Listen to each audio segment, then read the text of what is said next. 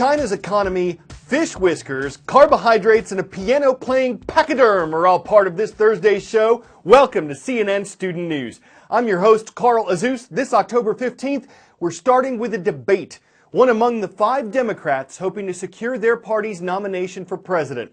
They took the stage at the Wynn Hotel in Las Vegas Wednesday night. And like the Republican presidential hopefuls whose debate we covered last month, the Democrats were hoping to stand out from each other, to tell Americans what they plan to do if they get elected, and to try to get donors interested so they'll contribute to their campaigns. This was one of a series of debates for both parties. They matter because they can influence how Americans vote in the caucuses and primaries. Those are scheduled to begin next February. They'll whittle down the fields, eventually singling out one Democrat and one Republican who traditionally represent their parties on the national ballot in the general election. So what did the Democrats have to say? If you look at my record in and out of government, is that I've always been willing to take on the complicated, sometimes unpopular issues and work them through, the complex issues, and work them through in order to have a solution. We did it in criminal justice reform. You've had a lot of discussion here about criminal justice reform. We did it in other ways. We need a national political strategy for our economy, for our foreign policy. Today, the scientific community is virtually unanimous. Climate change is real, it is caused by human activity, and we have a moral responsibility to transform our energy system away from fossil fuel to energy efficiency and sustainable energy and leave this planet a habitable planet for our children and our grandchildren. Right now, the wealthy pay too little and the middle class pays too much. So I have specific recommendations about how we're going to close those loopholes, make it clear that the wealthy will have to pay their fair share, and have a series of tax cuts for middle class families. And I want to do more to help us balance family and work.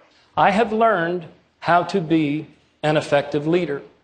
Whether it was raising the minimum wage, making our public schools the best in America, passing marriage equality, the DREAM Act, and comprehensive gun safety legislation, I have learned how to get things done because I am very clear about my principles.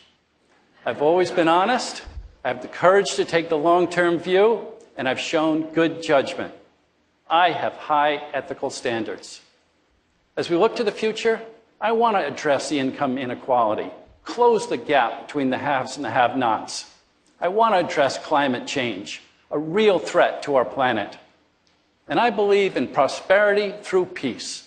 I want to end these wars.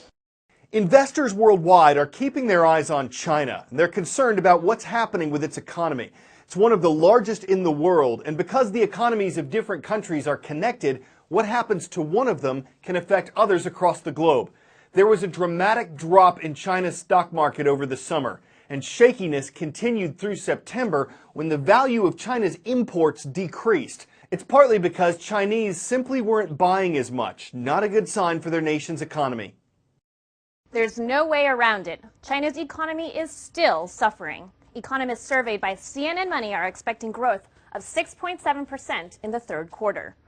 That's the worst since the 2009 financial crisis. Remember 2009? Jobs were wiped out, the housing market went bust, and giant banks went underwater. Nobody wants to go back there.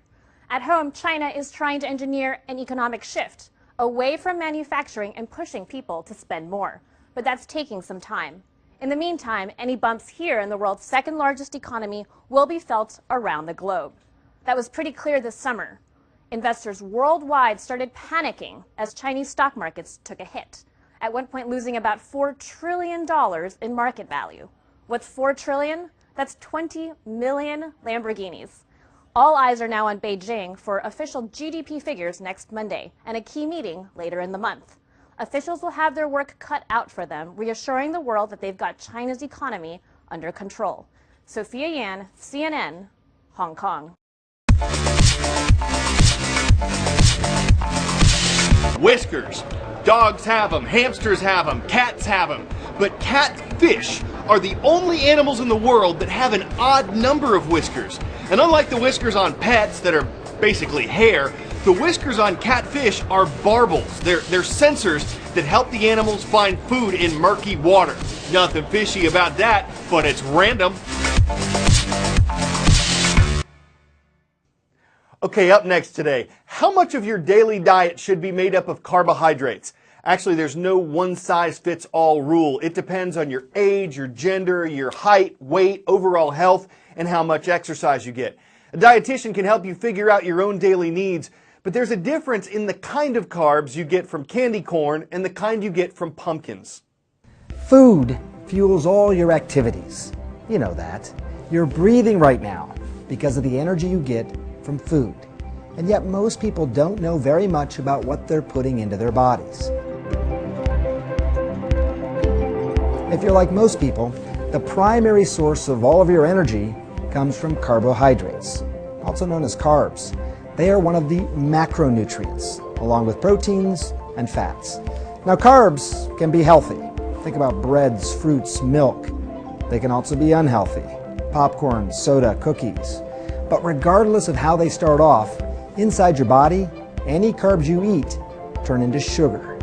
This process happens really fast with certain types of carbs. Fruits, vegetables, candy, honey. Those are called simple carbohydrates. They provide a quick boost of energy. You get energy over a longer period of time when you eat other types of carbs. Whole grain breads, rice, beans, peas, potatoes. These are called complex carbohydrates. Now those are going to take longer to digest. If you're following the standard American diet, also known as SAD, you're consuming up to 65% of your calories from carbs and just around 35% of your calories from fat. But a diet that's low in fat and high in carbs, especially the wrong kind of carbs, can turn on you. Here's what happens. Because simple carbs don't make you feel as full, you end up eating a lot of them.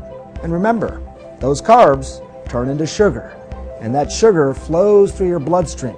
When it does, your body releases a hormone called insulin. Insulin is important. It lets your cells know that energy's on the way and it's up for grabs.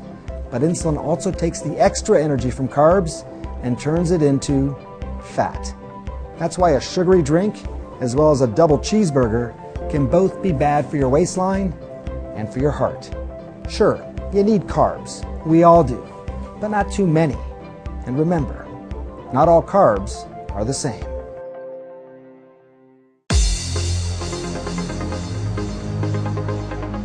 You say Nevada, I say Nevada. People who live there say Nevada. Like the Cougars of K.O. Knudsen Middle School, they're watching from their state's largest city, Las Vegas. Next, we're flying with the Cardinals to the city of Rosendale. It's in northwest Missouri, home to North Andrew High School.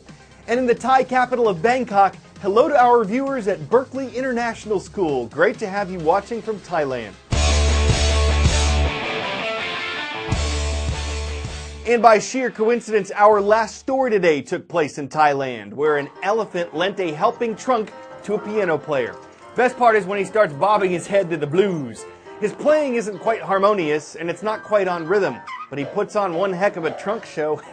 According to Paul the pianist, he's the human who posted this video on YouTube, he was just visiting one day when Peter the elephant came by and started to jam.